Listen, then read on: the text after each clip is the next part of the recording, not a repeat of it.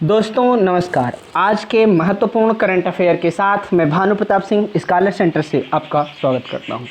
आज का पहला प्रश्न, केसर निम्नलिखित में से किस राज्य केंद्र शासित प्रदेशों में भौगोलिक संकेत जीआई टैग प्राप्त हुआ? कश्मीर, आंध्र प्रदेश, कर्नाटक, असम। इसका सही उत्तर होगा विकल्प ए कश्मीर। कश्मीरी केसर को भौगोलिक संकेतक जीआई टैग मिला। कृषि कश्मीर विभाग को प्रमाण पत्र प्रदान किया गया। दुनिया भर में उगाए जाने वाले केसर की तुलना में कश्मीर केसर की एक विविध पहचान और बेहतर गुणवत्ता है। यह प्रसिद्ध और अद्वितीय है क्योंकि यह 1600 मीटर की ऊंचाई पर उगाया जाता है। आज का दूसरा प्रश्न, निम्नलिखित में से किस संस्थान ने कोविड-19 मामलों के कोविड पैर की अंगुली को नैदानिक पैटर्न के रूप में देखा है? British journal of dermatology, international institute for general system studies, यूरोपीय आणविक जीव विज्ञान प्रयोगशाला, भारतीय विज्ञान संस्थान। इसका सही उत्तर होगा विकल्प A British journal of dermatology. British journal of dermatology researchers ने अब तक कोविड-19 मामलों में के 5 नैदानिक पैटर्न देखे हैं। ऐसा ही एक है कोविड टो। कोविड पैर की उंगली पर एक प्रकार का दाने है जो कोविड-19 रोगियों में विकसित किया जा रहा है। अध्ययन के अनुसार पैर की उंगली कोविड-19 से संक्रमित 19% रोगियों में देखी गई थी। आज का अगला प्रश्न, केंद्रीय राज्य मंत्री स्वतंत्र प्रभार उत्तर पूर्वी क्षेत्र का विकास वीडियो कॉन्फ्रेंस के माध्यम से बांस कॉन्क्लेव को संबोधित किया। वर्तमान में केंद्रीय राज्य मंत्री स्वतंत्र प्रभार उत्तर पूर्वी क्षेत्र का कौन हैं? किरण रिजिजू, श्रीपाद येसो नाइक, राजकुमार सिंह, जितेंद्र सिंह। इसका सही उत्तर होगा विकल्प डी। केंद्रीय राज्य मंत्री स्वतंत्र प्रभार उत्तर पूर्वी क्षेत्र का विकास डॉक्टर जितेंद्र सिंह ने वीडियो कॉन्फ्रेंस के माध्यम से बांस कॉन्क्लेव को संबोधित किया। सम्मेलन में केंद्रीय कृषि मंत्रालय और विभिन्न क्षेत्रों के हितधारकों ने भाग लिया। आज का अगला प्रश्न, IHS मार्केट इंडिया के अनुसार अप्रैल में देश के विनिर्माण क्षेत्र की गतिविधि का विनिर्माण क्रय प्रबंधक सूचकांक क्या है? 17.4, 27.4, 67.4, 57.4। इसका सही उत्तर होगा विकल्प बी। IHS मार्केट इंडिया ने कहा कि लगातार 32 महीनों तक विकास क्षेत्र में बने रहने के बाद देश की विनिर्माण क्षेत्र की गतिविधि का विनिर्माण क्रय प्रबंधक सूचकांक PMI संकुचन मोड में फिसल गया है। भारत में विनिर्माण क्षेत्र की गतिविधि अप्रैल के लॉकडाउन में रिकॉर्ड कम रही।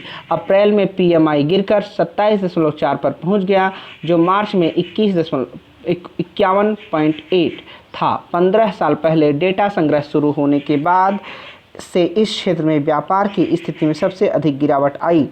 आज का नेक्स्ट प्रश्न, निम्नलिखित राजनीतिक दलों में कौन कोरोना वायरस प्रेरित लॉकडाउन के कारण देश भर में विभिन्न संस्थानों पर फंसे हुए जरूरतमंद घर प्रवासियों की रेल यात्रा की लागत वहन करेगा? कांग्रेस, बसपा, AP, भाकपा। इसका सही उत्तर होगा विकल्प ए।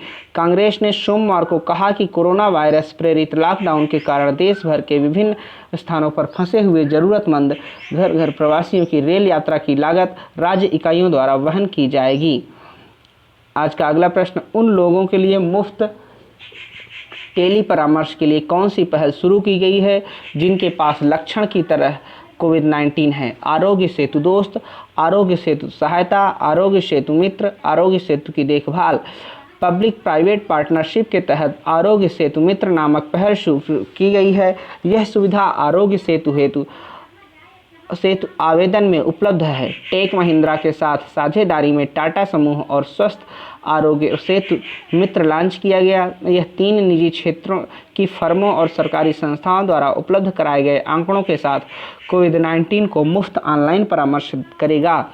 इस पहल में उन लोगों के लिए मुफ्त टेली परामर्श शामिल है जिनके पास कोविड-19 जैसे लक्षण हैं। यह बाजार दरों पर सहायक सेवाएं भी प्रदान करेगा। इसमें नमूने, दवा वितरण आदि का घरेलू संग्रह शामिल है। आज का 7वां प्रश्न, भारत सरकार ने इन जिलों में प्रभावित क्षेत्रों में कोविड-19 के लिए रोकथाम उपायों के कार्यान्वयन में राज्यों का समर्थन करने के लिए कितने केंद्रीय सार्वजनिक स्वास्थ्य टीमों का गठन किया है? 20, 30, 10, 5। इसका सही उत्तर होगा विकल्प ए 20। भारत सरकार ने स्वास्थ्य और परिवार कल्याण मंत्रालय से 20 केंद्रीय सार्वजनिक स्वास्थ्य टीमों का गठन किया है। यह कदम स्वास्थ्य और परिवार कल्याण मंत्रालय के मार्गदर्शन के अनुसार आया है।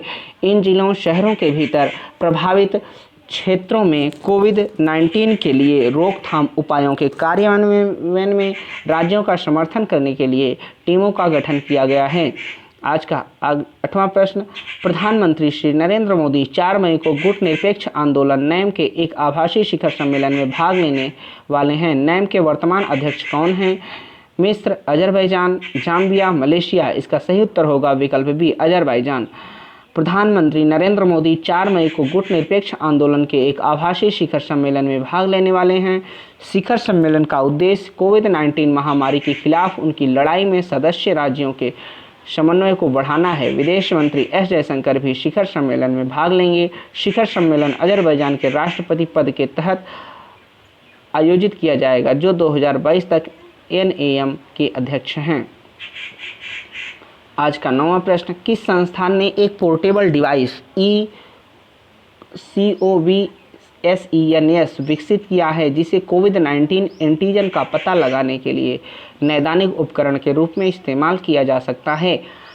राष्ट्रीय तकनीकी अनुसंधान संगठन, राष्ट्रीय पशु जैव प्रौद्योगिकी संस्थान, वैज्ञानिक और औद्योगिक अनुसंधान परिषद, रक्षा अनुसंधान और विकास संगठन। इसका सही उत्तर होगा विकल्प बी राष्ट्रीय पशु जैविक प्रौद्योगिकी संस्थान। हैदराबाद स्थित national institute of animal biotechnology के शोधकर्ताओं ने एक पोर्टेबल डिवाइस ECOVSENS विकसित किया है। यह कोविड-19 एंटीजन का पता लगाने के लिए एक नैदानिक उपकरण के रूप में इस्तेमाल किया जा सकता है। ECOVSENS 30 सेकंड के भीतर मानव लार में नोवेल कोरोना वायरस एंटीजन का पता लगाएगा। किस राज्य की सरकार ने राज्य के हॉटस्पॉट क्षेत्रों में रहने वाले के लिए आरोग्य सेतु ऐप डाउनलोड करना अनिवार्य कर दिया है? उत्तर प्रदेश, त्रिपुरा, केरल, तेलंगाना। इसका उत्तर सही होगा विकल्प ए उत्तर प्रदेश। उत्तर प्रदेश राज्य सरकार ने राज्य के हॉटस्पॉट क्षेत्रों में रहने वाले के लोगों के लिए आरोग्य सेतु ऐप डाउनलोड करना अनिवार्य कर दिया है। राज्य सरकार ने औद्योगिक क्षेत्रों में कार्यालय खोलने और फिर काम शुरू करने के बारे में निर्देश जारी किए हैं। आज का अगला प्रश्न, प्रधानमंत्री नरेंद्र मोदी ने जम्मू कश्मीर के हंदवाड़ा में शहीद हुए बहादुर सैनिकों और सुरक्षाकर्मियों को श्रद्धांजलि दी। जम्मू कश्मीर के वर्तमान लेफ्टिनेंट गवर्नर कौन हैं? गिरीश चंद्र मुर्मू, राधा कृष्ण माथुर, अनिल बैजल, किरण बेदी। इसका सही उत्तर होगा विकल्प ए गिरीश चंद्र मुर्मू। प्रधानमंत्री नरेंद्र मोदी ने जम्मू कश्मीर के हंदवाड़ा में शहीद हुए बहादुर सैनिकों और सुरक्षाकर्मियों को श्रद्धांजलि दी। उत्तरी कश्मीर के हंदवाड़ा इलाके में आतंकवाद विरोधी अभियान में एक कर्नल, एक मेजर और एक उप निरीक्षक और 2 अज्ञात आतंकवादियों सहित 5 सुरक्षाकर्मी मारे गए। आज का अगला प्रश्न, किस संगठन ने उच्च संक्रमणग्रस्त क्षेत्रों के तेजी से और रासायनिक मुक्त कीटाणु शोधन के लिए UV ब्लास्टर एक अल्ट्रावायलेट कीटाणु शोधन टावर विकसित की है? राष्ट्रीय तकनीक अनुसंधान संगठन, Indian institute of remote sensing, वैज्ञानिक और औद्योगिक अनुसंधान परिषद, रक्षा अनुसंधान और विकास संगठन। इसका सही उत्तर होगा विकल्प डी रक्षा अनुसंधान और विकास संगठन। रक्षा अनुसंधान और विकास संगठन DRDO ने उच्च संक्रमणग्रस्त क्षेत्रों में तेजी से और रासायनिक मुक्त कीटाणु शोधन के लिए UV ब्लास्टर एक अल्ट्रावायलेट कीटाणु शोधन टावर विकसित किया है। UV ब्लास्टर एक अल्ट्रावायलेट आधारित क्षेत्र सैनिटाइजर है, जिसे Laser Science and Technology Centre द्वारा डिजाइन और विकसित किया गया है, जो Messrs New Age Instruments and Materials Private Limited Gurugram की मदद से DRDO की प्रमुख प्रयोगशाला है। आज का अगला प्रश्न, केंद्रीय मंत्री नरेंद्र सिंह तोमर ने कौन सा संग्रह लॉन्च किया जो ग्रामीण स्वयं सहायता समूहों द्वारा बनाए गए दैनिक उपयोगिता उत्पादों को प्रदर्शित करेगा? किसान संग्रह, SHG संग्रह, सरस संग्रह, ग्रामीण संग्रह। इसका सही विकल्प उत्तर होगा विकल्प सी सरस संग्रह।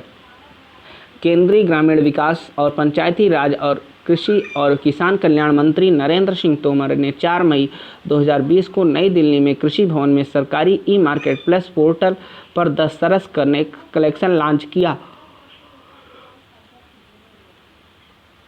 यह एक अनूठी पहल है। GEM और दीनदयाल अंत्योदय योजना, राष्ट्रीय ग्रामीण आजीविका मिशन, NRLM, ग्रामीण विकास मंत्रालय, शहर संग्रहण, ग्रामीण स्व सहायता समूहों द्वारा बनाए गए दैनिक उपयोगिता उत्पादों का प्रदर्शन करेगा। आज का अगला प्रश्न, कोविड-19 मामलों में निम्नलिखित में से किस राज्य में देश में मृत्यु दर 12.8% है? पंजाब, पश्चिम बंगाल, बिहार, झारखंड। इसका सही उत्तर होगा विकल्प B, Paschim Bangal. Inter ministerial central team के नेता अपूर्व चंद्र के अनुसार पश्चिम बंगाल में देश में मृत्यु दर 12.8% है। यह अत्यंत उच्च मृत्यु दर कम परीक्षण, कमजोर निगरानी और ट्रैकिंग का एक स्पष्ट संकेत है। आज का अगला प्रश्न, राष्ट्रीय विज्ञान और प्रौद्योगिकी प्रबंधन सूचना द्वारा किए गए सर्वेक्षण के अनुसार वैज्ञानिक प्रकाशन में देशों के बीच भारत की रैंक क्या है? 7, 3, 2, 5वीं। इसका सही उत्तर होगा विकल्प बी, तीसरी। राष्ट्रीय विज्ञान और प्रौद्योगिकी प्रबंधन सूचना विज्ञान और प्रौद्योगिकी विभाग ने अनुसंधान और विकास, सांख्यिकी और संकेतक 2019-20 पर एक सर्वेक्षण किया है। सर्वेक्षण के अनुसार भारत एक वैज्ञानिक प्रकाशन में देशों में तीसरे स्थान पर है। आज का अगला प्रश्न, अफ्रीकी स्वाइन फ्लू के कारण किस राज्य में 2500 से अधिक सूअर मारे गए? सिक्किम, असम, मणिपुर, त्रिपुरा। इसका सही उत्तर होगा विकल्प बी, असम। 3 मई 2020 को असम सरकार ने पुष्टि की कि असम में अफ्रीकी स्वाइन फ्लू के कारण 306 गांवों में 2500 से अधिक सूअर मारे गए। कोविड-19 के साथ कोई प्रासंगिकता नहीं लाई गई थी। आज का 17वां प्रश्न, जल शक्ति मंत्रालय के तहत national mission for clean Ganga operating ने नदी के प्रबंधन का भविष्य शीर्षक से IDEA थॉन THON लॉन्च किया। वर्तमान जल शक्ति मंत्री कौन है? गजेंद्र सिंह शेखावत, श्रीपाद येसो नाइक, राजकुमार सिंह, जितेंद्र सिंह। इसका सही उत्तर होगा विकल्प ए, गजेंद्र सिंह शेखावत। 2 मई 2020 को जल शक्ति मंत्रालय के तहत राष्ट्रीय स्वच्छ मिशन के लिए राष्ट्रीय मिशन और शहरी मामलों के संस्थान ने IDEA थॉन को नदी प्रबंधन का भविष्य शीर्षक दिया ताकि पता लगाया जा सके कि COVID-19 संकट कोविड-19 संकट कैसे हो सकता है। भविष्य के लिए आकार नदी प्रबंधन रणनीतियों। यह कदम शहरों की मदद करने के लिए नदियों के पारिस्थितिकी महत्व और आर्थिक क्षमता के बारे में जागरूकता पैदा करने पर केंद्रित है। गजेंद्र सिंह शेखावत राजस्थान के एक भारतीय राजनीतिज्ञ हैं जो वर्तमान में जल शक्ति मंत्रालय में केंद्रीय कैबिनेट मंत्री के रूप में कार्य कर रहे हैं।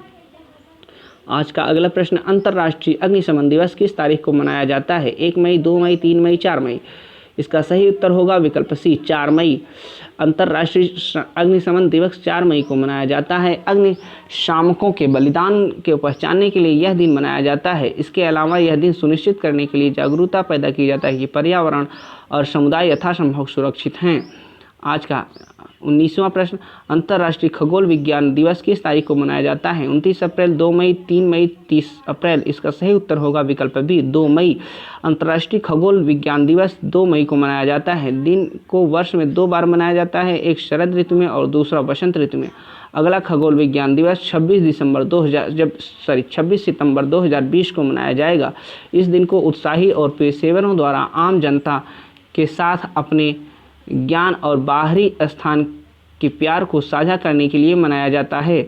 आज का अगला प्रश्न, अजय कुमार त्रिपाठी का निधन 2 मई को कोरोना वायरस के कारण हो गया।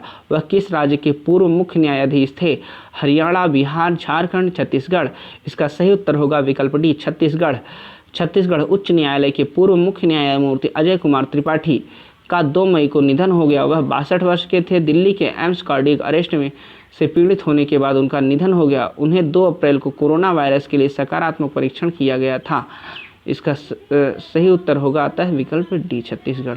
दोस्तों, आज के लिए बस इतना ही। आप सभी वीडियो को शेयर करिए, लाइक करिए और चैनल को सब्सक्राइब करिए और कमेंट करना न भूलें। आप सभी का बहुत बहुत धन्यवाद।